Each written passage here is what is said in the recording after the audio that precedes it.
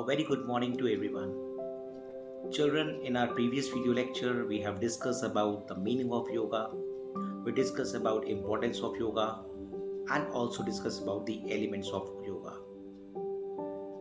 In this video lecture, we are going to cover the leftover topics of this chapter.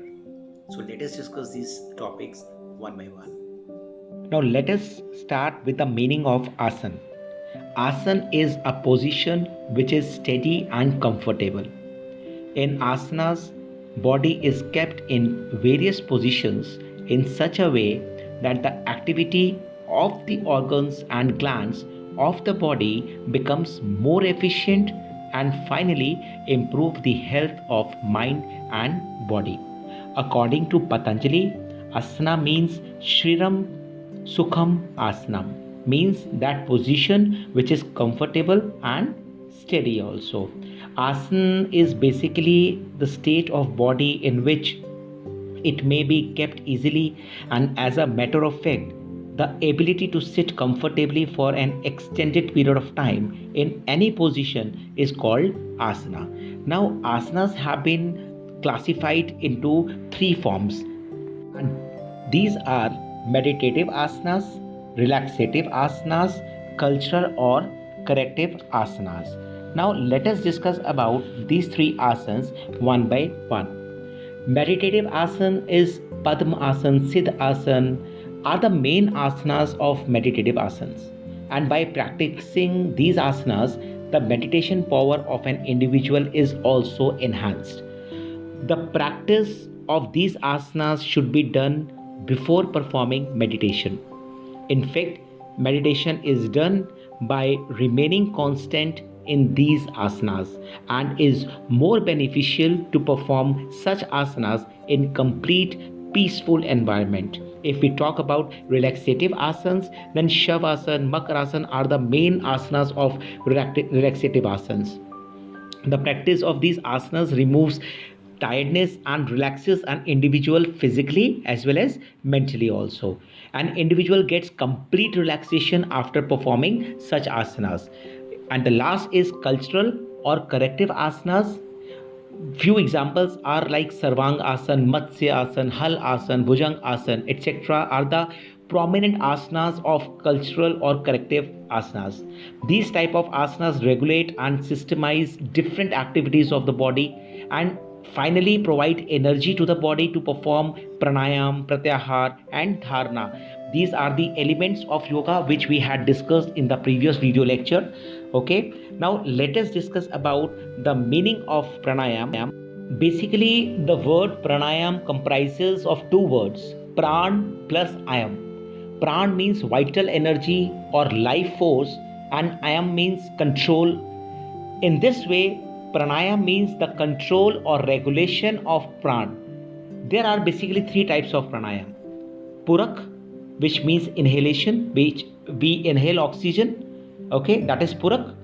Rechak means exhalation, we exhale carbon dioxide. And Kumbhak is the retaining of the breath. Okay, so there are two types of Kumbhak, internal Kumbhak and external Kumbhak. Internal Kumbhak is to retain the breath, and after complete inhalation is called internal Kumbhak.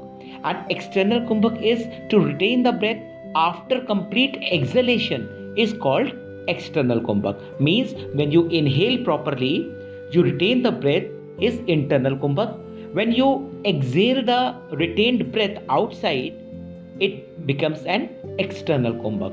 Okay, and there are various types of pranayams also, like Surya Bhedi pranayam, Ujjayi pranayam, Sheetkari pranayam, Sheetli pranayam, Bhastrika pranayam, Bhramri pranayam, Plavini pranayam and Murcha pranayam. Now let us discuss about our next topic, that is meditation. See, meditation is a process of complete constancy or mind. Dhyan or meditation is the prior stage of samadhi, the concentration of mind on an impulse without any divergence is called dhyan. And indeed, the concentration and the process of thinking on any subject or object is called dhyan. The way in which we can see the object directly in front of our eyes, in the same way we are able to clarify the subtle perceptions of mind in front of our internal eyes. It should be assumed the stage of dhyan is reached. And in other words, we can say that dhyan is not a practice, but it is a stage or mind in which there is a continuous dynamic consciousness without any obstruction. Now, let us discuss about our next topic, that is meaning of Shatkarmas or Shuddhi Kriyas. See, the human body is just like a machine, and similar to a machine which requires inner and outer cleanliness for smooth and systematic functioning, human machine also needs inner and outer cleanliness for proper functioning. Here, if I'm talking about internal cleanliness, it means that I'm talking about that the cleanliness of various organs in our body. Generally, we do outer cleanliness, which is easy, but inner cleanliness is slightly difficult. And as a matter of fact, the inner cleanliness of our body can be done properly by doing Shuddhi Kriyas, which are called Shatkarmas. Shatkarmas are having 6 actions. The cleanliness of internal organs of our body can be done by 6 actions. Shatkarmas are Neti, Dhoti, Basti, Noli, Tratak, Kapalbhati. These are the 6 actions of Shuddhi Kriyas by which we can clean our internal organs also. Now let us discuss about yoga for concentration and related asanas. Okay, if we talk about yoga for concentration, concentration is one's power or focusing or attention on something. It is an important attribute in our life that enables us to perform well in all what we do. Yoga, by its nature, is said to be a great means to improve concentration. Meditative exercises through certain yogic asanas help train mind and bring it to a relaxed state.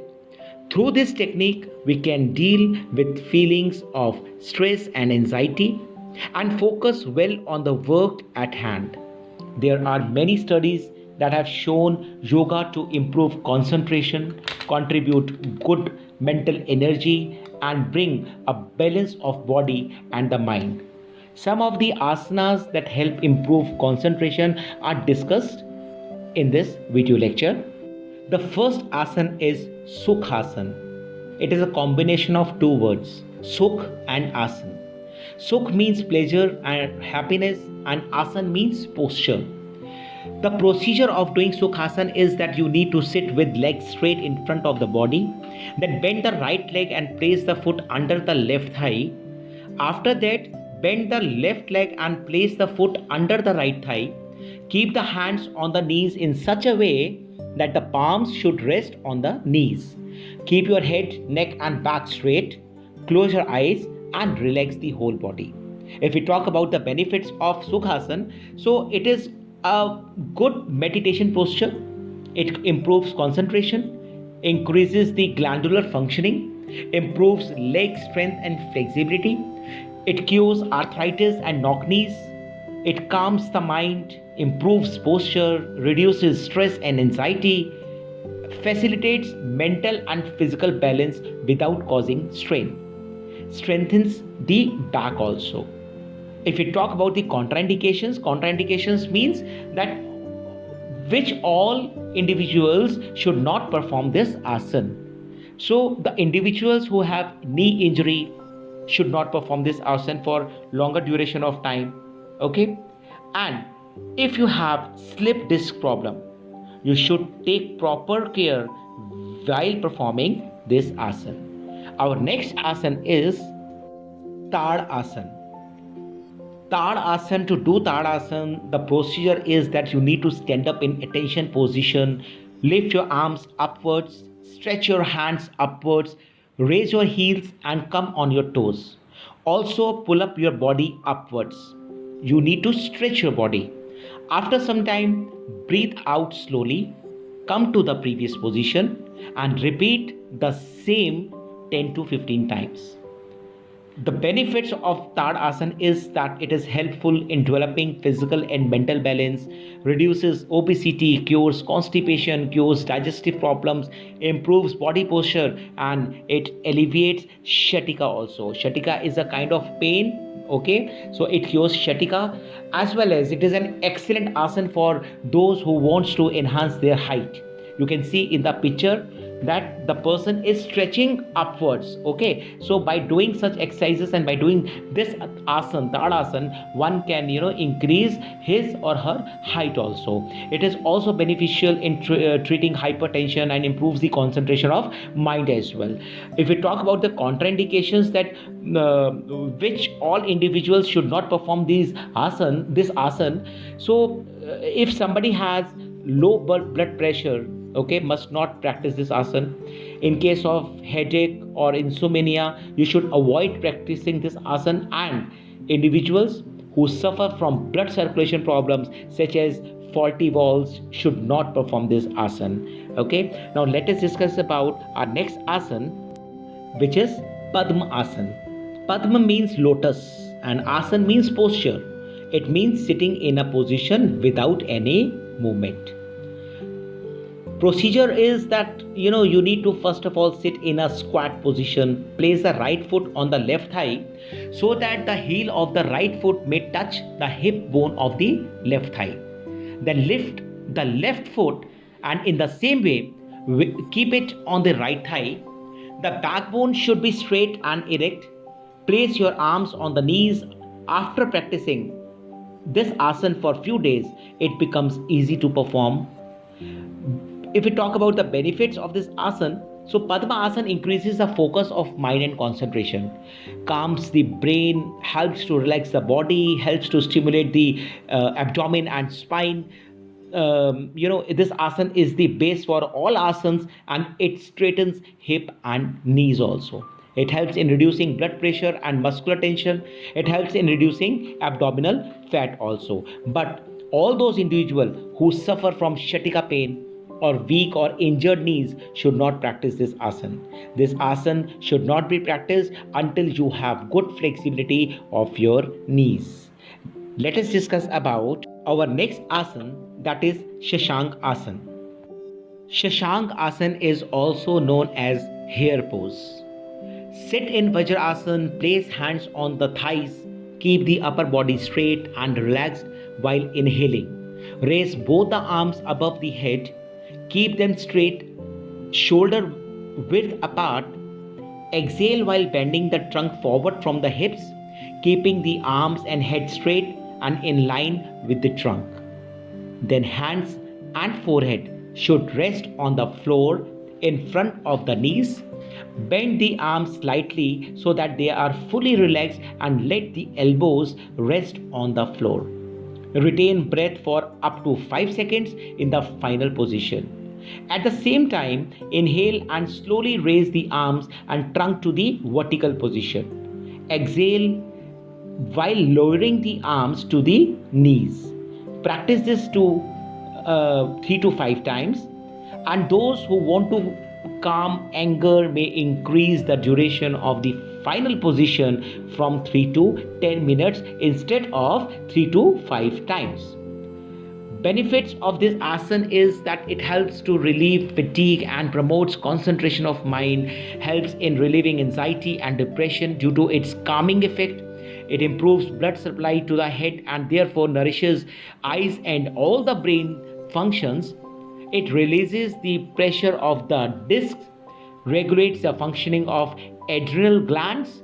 Regular practice relieves constipation. Spine gets a forward stretch and becomes flexible and strong. It stimulates the functioning of pituitary, thyroid and parathyroid glands. It reduces the excess fat in the abdominal region and also controls diabetes and increases the memory power. But those individuals who are suffering from high blood pressure or slip disc problem should not perform this asana. Our next asana is Nok Asana.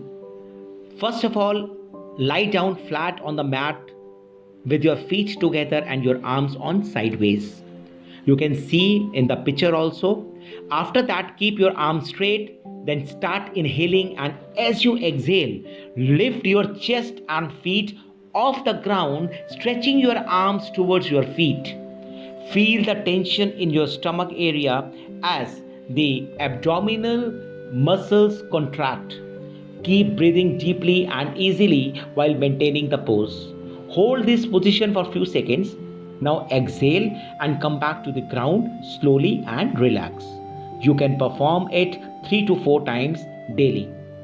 If we talk about the benefits of this asana, so it helps in toning the muscles of the leg, useful for the persons with hernia. It strengthens the back and abdominal muscles. It helps in digestive process.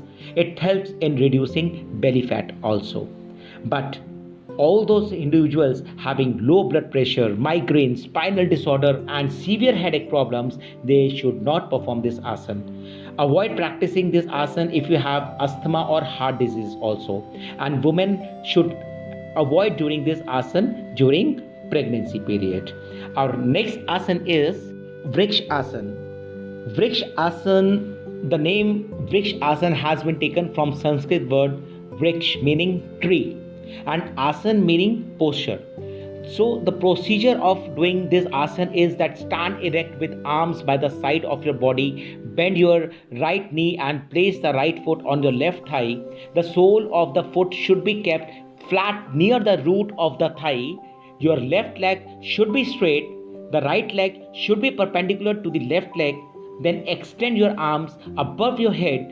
Inhale and try to make Namaskar Mudra with your palms. Maintain proper balance. Try to make your spine straight. With deep exhale, bring your arms and leg down. Repeat the same with left leg. It completes one round. Perform 3 to 5 rounds of this asana. However, after some time, the number of rounds may be increased. If we talk about the benefits of doing Vrikshasana, so it strengthens the ligaments and tendon of the feet, helps in improving concentration. This asana helps in relieving pain due to sciatica, helps the body in establishing pelvic stability, improves balances and stability in the legs.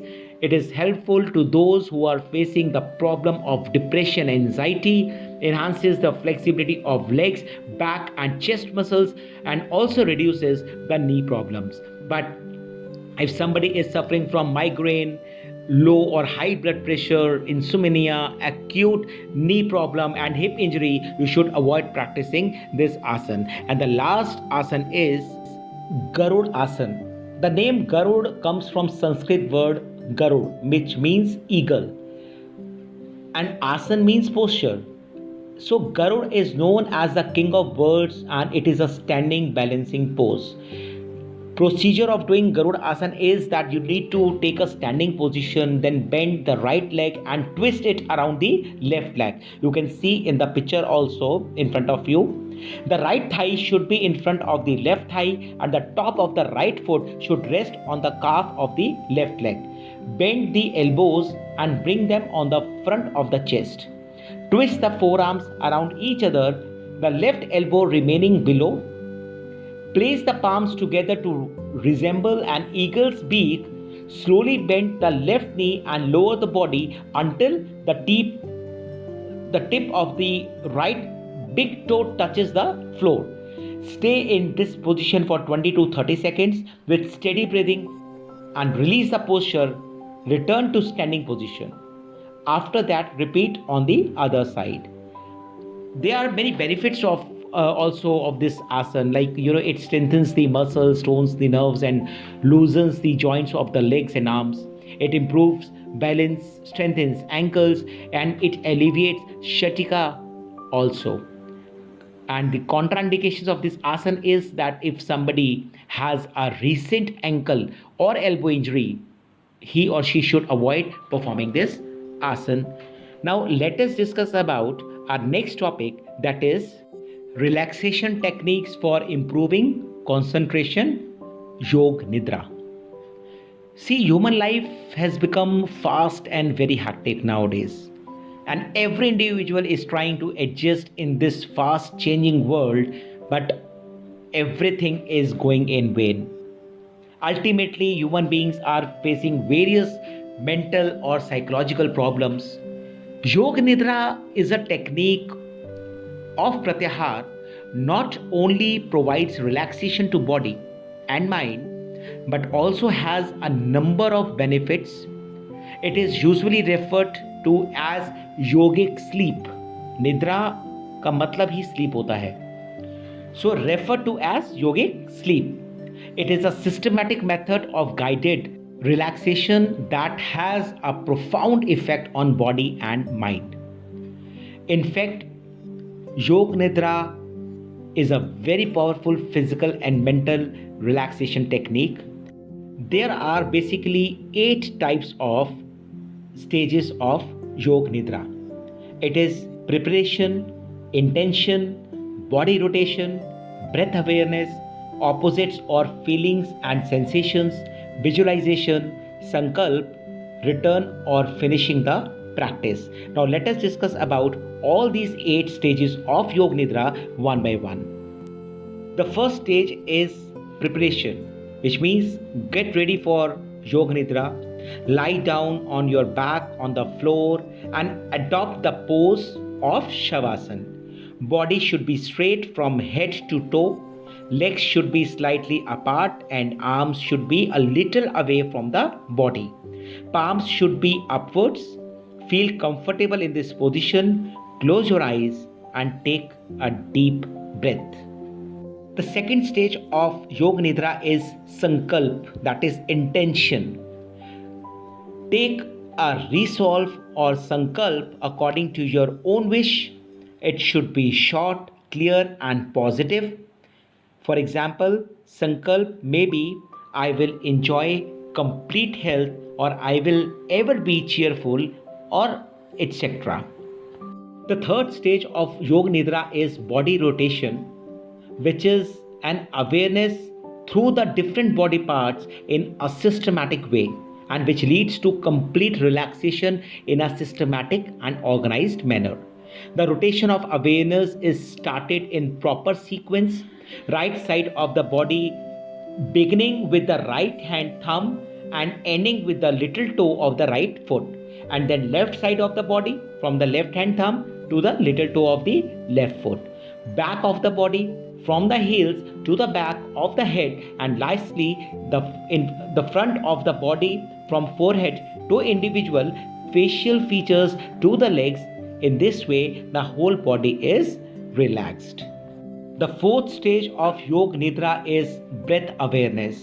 At this stage, you simply become aware of the natural breath without doing any effort to change the flow of the breath. It gives a deeper relaxation and awakens higher energies that can be directed to all the parts of the body. Next is opposites or feelings and sensation. And in this stage, allow yourself to experience feelings and sensations. Usually it is practiced with the pairs of opposite feelings like heat and cold, pain and pleasure, love and hate, etc. The next stage is visualization. This stage induces mental relaxation. It develops self-awareness and relaxes the mind through removal of disturbing material, controls the mind and strengthens concentration ability. In fact, it is done by visualization of variety of different images, objects or situations. The next stage of Yoga Nidra is Sankalp, which we have already discussed in the second point where we had discussed about the intention. Okay, so you can refer the same lecture or you can refer the same exploration for Sankalp here also. And the last stage of Yoga Nidra is return or finishing the practice. This stage is important because if you move fast out of Yoga Nidra, you can feel discontented and uncomfortable. At this stage, awareness is externalized slowly so that you can be aware of the external location, sounds, objects and persons also. Now let us discuss about the last topic of this chapter, that is advantages of Yoga Nidra. There are many and very main advantages of practicing Yoga Nidra, such as reduces tension. Nowadays, most people remain under stress and tension, which usually create a number of physical and psychological problems in them. Modern psychology as well as yogic philosophy believes that there are three kinds of tensions: muscular, emotional, and mental tension, which can be progressively reduced through regular practice of Yoga Nidra. Second is relaxes the mind. The brain is the linking mediator between mind, body, and emotions. In fact, during the process of Yoga Nidra, the awareness of the body stimulates the brain when the awareness is rotated on the different parts of the body. It induces both physical and mental relaxation. And also, when awareness is rotated repeatedly, there is a good flow of energy in the brain, which ultimately relaxes the mind. It also awakens creativity. Regular practice of Yoga Nidra helps in making a bridge between the conscious and unconscious mind. Slowly, the individual becomes tuned with the unconscious workings, and then the power of creativity automatically awakens. It increases memory and learning capacity. The technique of Yoga Nidra is helpful in increasing both learning and memory capacities. When Yoga Nidra is used in education, both hemispheres of the student's brain are involved in learning the subject, whereas in classroom teaching, the left hemisphere functions more. Counteract stress. The practice of Yoga Nidra helps in building up the coping ability to counteract stress. It also manages psychosomatic diseases. When tensions, conflicts, and frustrations of the mind manifest in the form of physical symptoms, those diseases are termed as psychosomatic diseases. Yoga Nidra aims at releasing the suppressed and repressed conflicts from the unconscious, thereby relaxing the mind. It cures cancer. As a technique of meditation, no Yoga Nidra can be adopted as a therapeutic model in the treatment of cancer also. It helps in healing. In the practice of Yoga Nidra, the subtle bioplasmic energy, pran, is awakened and mobilized throughout the body. Gradually, this conscious imagination activates the self healing capacity, and thereby actual healing takes place in the patient. This kind of healing is termed as pranic healing. In Yoga Nidra, healing cannot be initiated on the mental plane. When the body is visualized to be in perfect health over and over again, the inherent potency of the mind actually starts healing. At the last advantage of Yoga Nidra is promotes willpower. Yoga Nidra helps in building up willpower and optimism. Optimism is in an individual because it is sought in the subconscious and unconscious mind repeatedly. So the techniques of Yoga Nidra has preventive, promotive, and curative values, and in our present modern lifestyle, where psychological and psychosomatic problems are on the rise, the technique of Yoga Nidra may serve as a real boon for mankind.